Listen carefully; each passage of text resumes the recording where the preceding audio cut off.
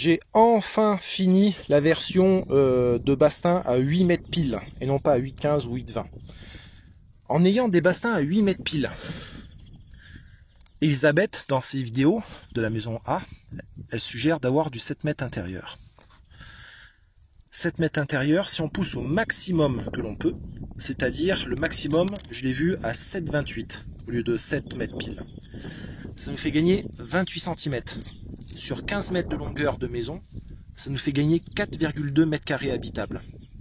Bon, moi je me suis planté, je ne sais pas comment, avec mon logiciel, puisque mon logiciel me sortait 7,38, et en fait je ne peux avoir que 7,28 avec mes bastins. Je perds 0,10, soit à peu près 1,50 m par rapport à ce que j'avais prévu. Mais par rapport à la maison d'Elisabeth en 7 mètres, on peut gagner 4 mètres carrés. Bon bref, dans mon cas moi, j'ai 1,5 m en moins. Comment ça se passe? Mes bassins de 8 mètres s'arrêtent ici. Ça c'est un bassin de 8,15. J'ai retiré un trait ici en noir pour qu'on voit bien les 8 mètres max. Et en fait, quand vous le mettez à 8 mètres max, en respectant 6 cm d'écart par rapport aux bordures, ça nous donne cette zone-là où on peut mettre les boulons de charpente. Et donc, ça nous permet d'avoir 3 boulons de charpente. Sachant que, du coup, on le regarde dans ce sens-là. Le triangle va vers le haut.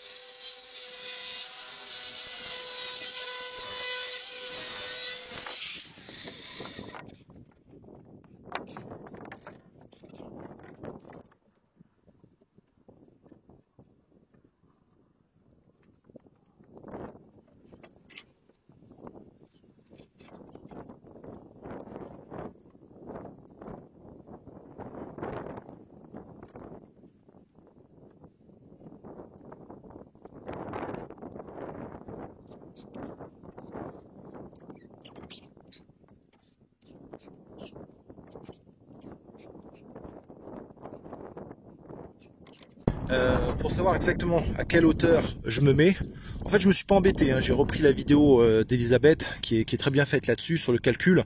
En fait on part du principe que ça c'est votre hypoténuse, ici ça va descendre directement, ce sera le côté adjacent, et là c'est le côté opposé. On a un angle de 30 degrés ici, et nous on veut savoir de ce point là à l'angle jusqu'à la base combien il nous faut, sachant qu'on veut 2,50 m de hauteur. Et ben en fait, on part du principe que on va avoir la formule suivante: cosinus de 30 est égal le côté adjacent divisé par l'hypoténuse. On sait que le A c'est 2,50 m dans mon cas. Et donc en fait, on va faire H égale 2,50 m divisé par le cosinus de 30. Donc vous prenez la calculette et ça nous donne 2,88,5 m. Donc j'ai mesuré 2,88,5 m de l'angle jusqu'à ici. J'ai pointé. Pareil de l'autre côté. Et après, il n'y a plus qu'à mettre le bassin dessus. Et j'ai fait la même chose avec la hauteur jusqu'à là-bas pour pouvoir avoir la partie sur le toit. Et elle est à 5,83 m.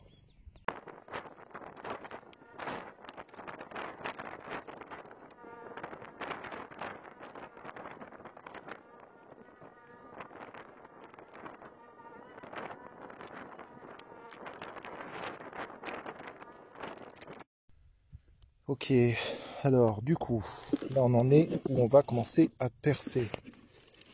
Donc il me faut ça. Alors je redresse chacune des pointes, je vais m'amuser, super. Il va falloir ça. Il va falloir un bic de boulon de la mort là. Ouais, ça passe plus poil. Il me faut la mèche à bois de diamètre 20.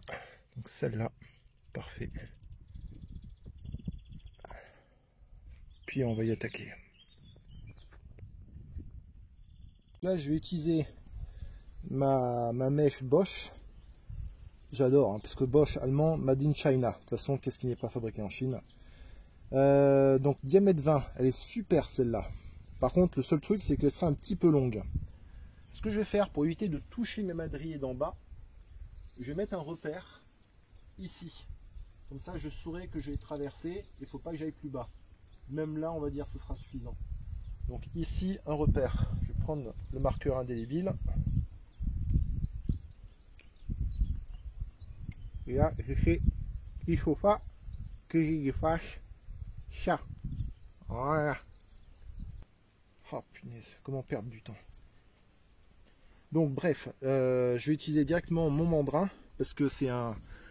J'ai utilisé ma machine, ma vieille machine entre guillemets filaire, la Bosch Pro, la 226RE. Et elle est SDS, donc en fait je suis obligé de mettre un mandrin qui s'adapte dessus. Donc là ça me fait une sacrée hauteur, il va falloir que je sois sacrément droit. On va voir ça.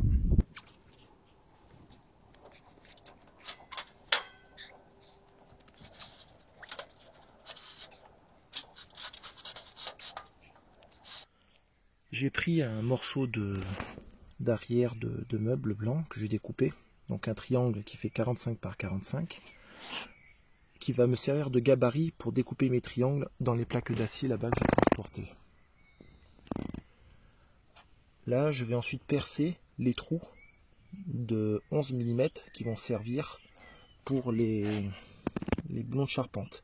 Ce que j'ai fait, c'est qu'en fait, comme mon bastin fait 25, la moitié, elle est à 12,5. Donc j'ai tracé un trait. Ici, c'est la moitié du bastin. Ensuite, sur ce trait-là, ça me permet d'avoir la moitié qui est donc à ce trait-ci, qui est donc à 8 du bord. Donc là, ça représente un tiers de mon bastin. Et donc sur le tiers, je vais avoir un premier boulon ici, qui est à 4 cm du bord. Un deuxième, qui est à 16 cm. Et un troisième qui lui va se trouver plus sur l'extérieur ici.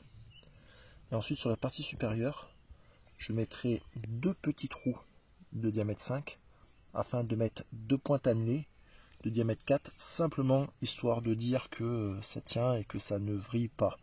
Bon, normalement c'est des plaques d'acier de 3 mm, donc ça ne devrait pas poser problème. Je viens de reporter mon gabarit sur ma première plaque de 2 mètres par 1 et de tracer le côté. Et donc ça, il faut que je le replique. Un autre dans ce sens-là, un autre dans ce sens-là.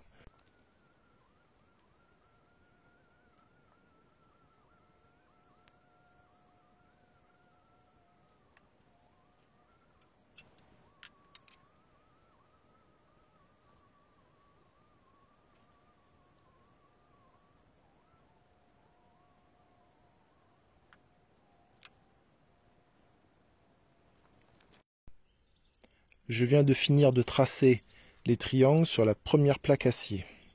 Donc 3 par rangée, 6, 7, 8, 9, 10, 11, 12, 13, 14, 15. 15 triangles par plaque. Je me suis servi des trous pour pointer là où il y aura les fixations. Donc en fait, il y aura 1, 2, 3 boulons de charpente, 2 petits clous pour retenir, 1, 2, 3 boulons de charpente. Donc là maintenant, ce que je vais faire, c'est que je vais utiliser un fourré métal, un petit, je pense un 5 ou un 4, simplement pour marquer chaque trou. Et une fois que ce sera marqué, je percerai ensuite avec le vrai fourré diamètre 11, sur lequel j'utiliserai une huile de coupe, donc la spécialiste, à défaut d'avoir reçu mes huiles Alpha Direct. Pas de bol pour moi, le colis est arrivé complètement défoncé, il en manquait un. Comme par hasard, celui qui manquait, c'était celui où il y avait l'huile de coupe. Donc je suis passé à Monsieur Bricolage et j'ai pris ça. Donc en fait, l'huile de coupe est indispensable pour préserver la durée de vie de vos fourrés.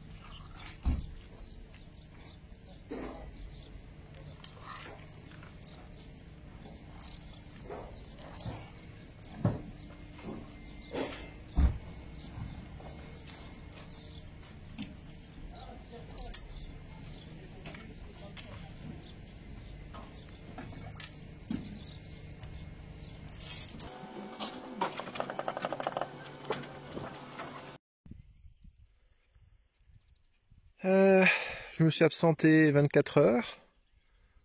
Et là, du coup, j'ai une piscine. J'ai une deuxième piscine. C'est super. Je sais pas trop. Oui, voilà. 80 ans et t'as réussi à grimper dessus. T'as vu? Si je tombe, de pourquoi je tombe? Je fais quoi? Eh ben, tu touches pas, tu touches pas. Là, c'est déjà lancé. Hein. Tu touches pas, j'ai dit. Tu fais Je quoi là? touche pas. Je tiens, mais fais vite parce que mes guibolles, elles tremblent. Oui, bah tu vas pas te casser la figure.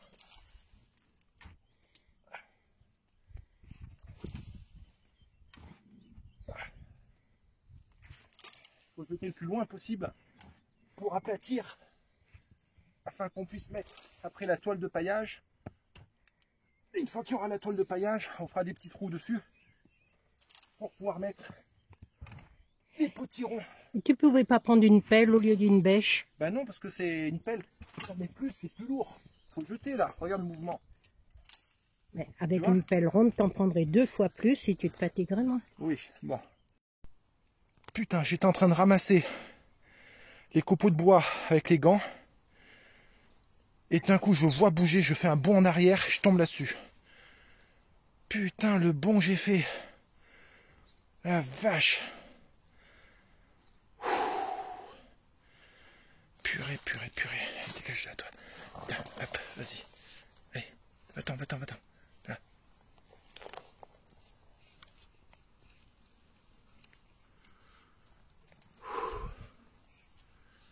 Eh ben.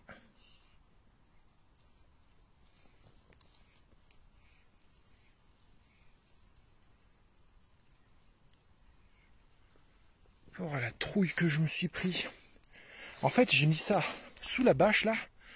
Je remplis, je remplis, je remplis. J'arrive ici et je dépose au pied de ma lavande que je viens de planter là. Et puis au pied des plants de romarin.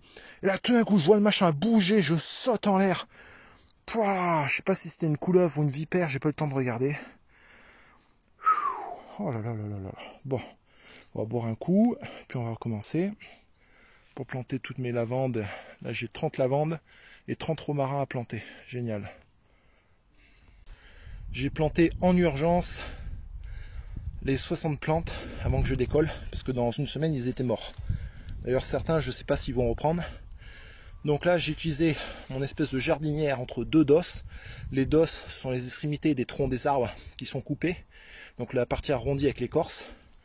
Et je suis allé chercher des brouettes de terre sur mon talus au fond. J'ai rempli et j'ai remis par-dessus les différentes lavandes. Maintenant là il me reste une demi-heure. Je vais prendre mon seau et tout remplir avec des copeaux de bois et arroser et j'ai fini.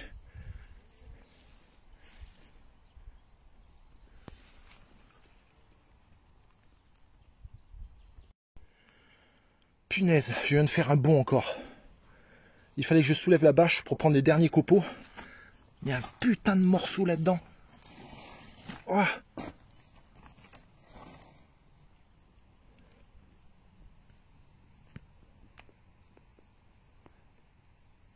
Regarde comme elle me regarde.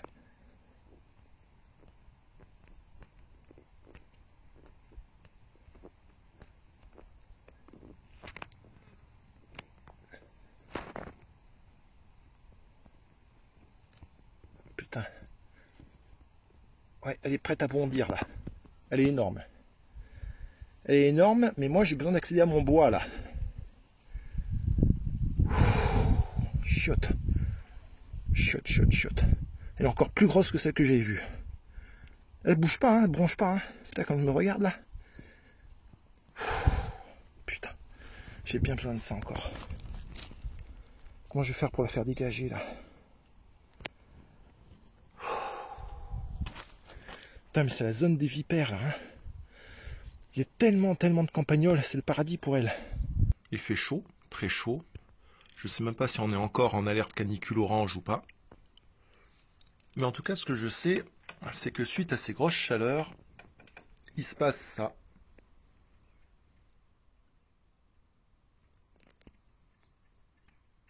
Tous les bois sont en train de vriller, les bois de 8 mètres.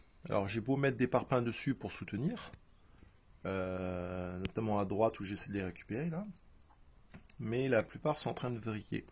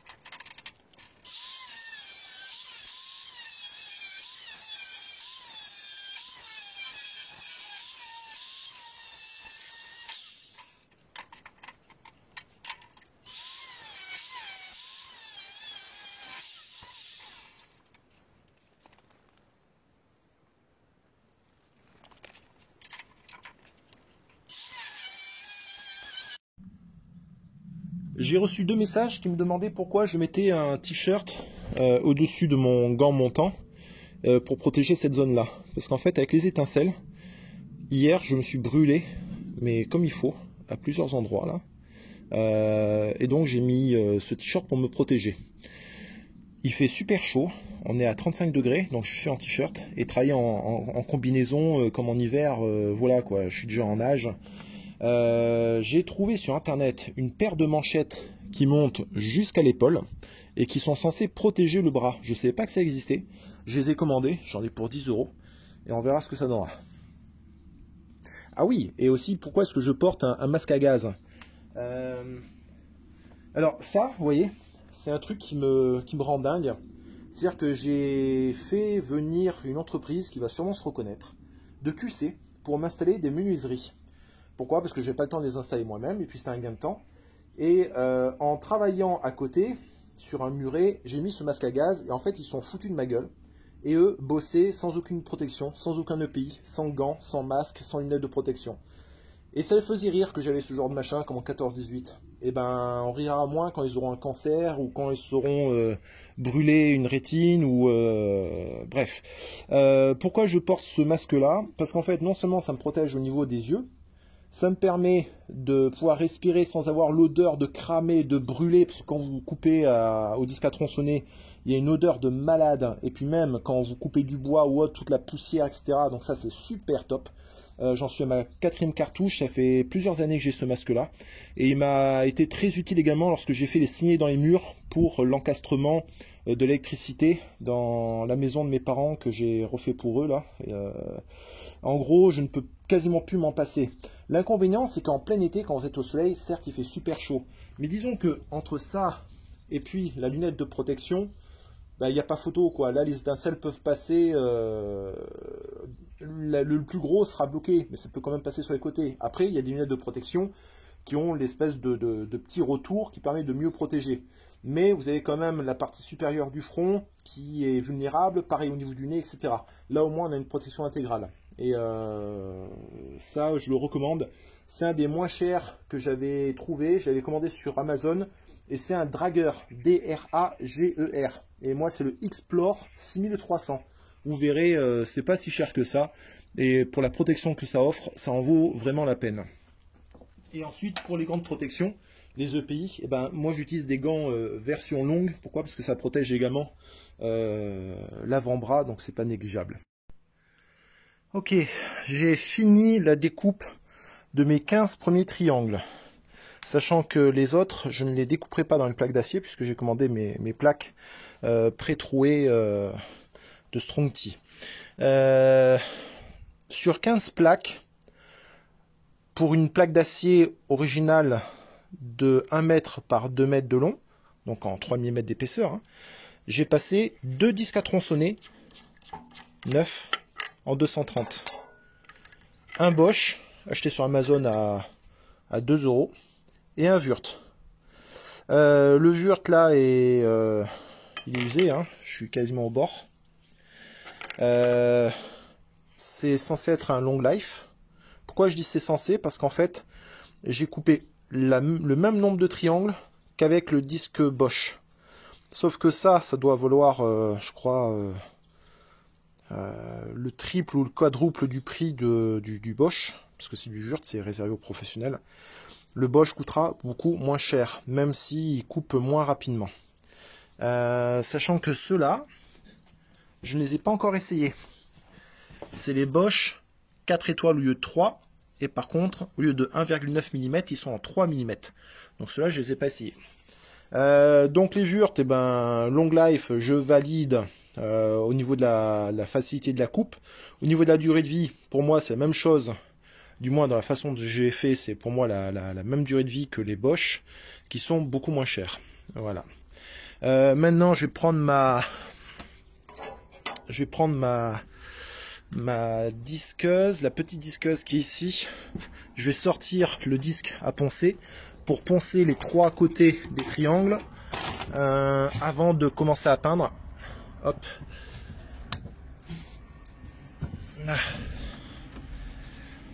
Et il faut que je parte sur ce type de disque là. Donc là pareil, c'est du Bosch, commandé sur Amazon, c'est censé être du 5 étoiles, et ça va me permettre donc de poncer les bords. Ça va.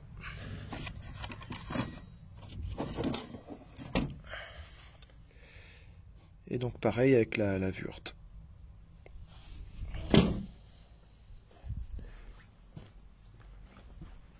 Et donc là, je vais poncer ces coupes-là.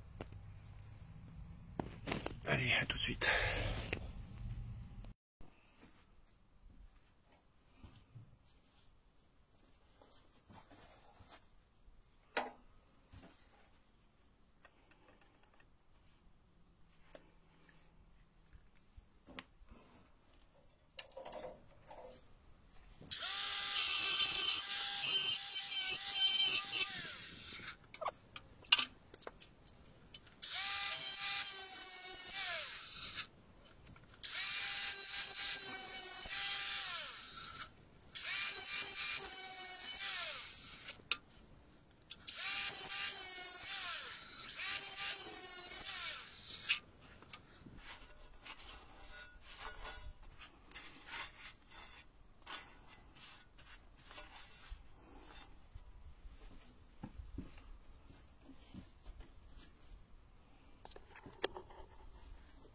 Voilà.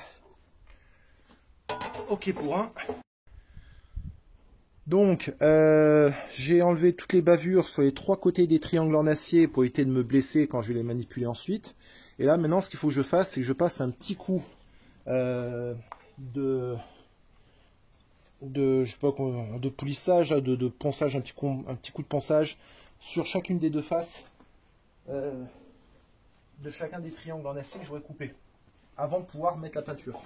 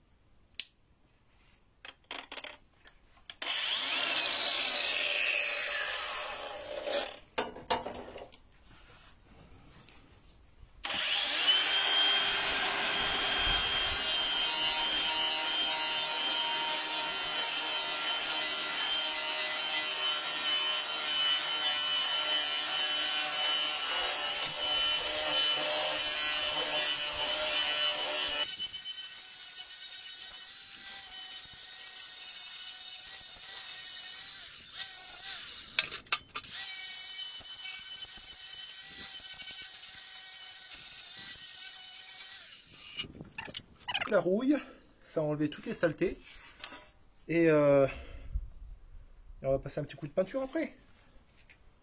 La peinture pour la prochaine étape.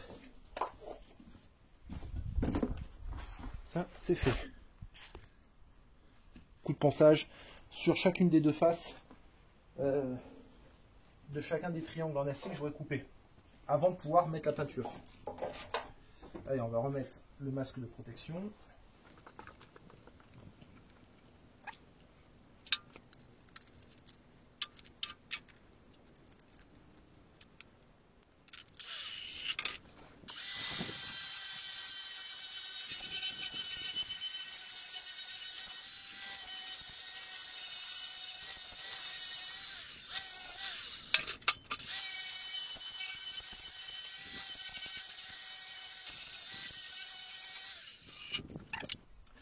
Donc ça a retiré toute la rouille, ça a enlevé toutes les saletés. Et on va passer un petit coup de peinture après. La peinture pour la prochaine étape. Le ponçage des triangles est fini. Je les ai mis sur des petits supports afin de pouvoir procéder à la peinture. Et encore une fois, soit vous faites comme moi et vous prenez la peinture à faire avec le bon vieux pinceau. Si vous n'avez pas envie de vous emmerder, ben vous payez un peu plus cher et vous prenez des bombes de peinture. Ça ira beaucoup plus vite. Allez, je vais peindre ça en blanc. m.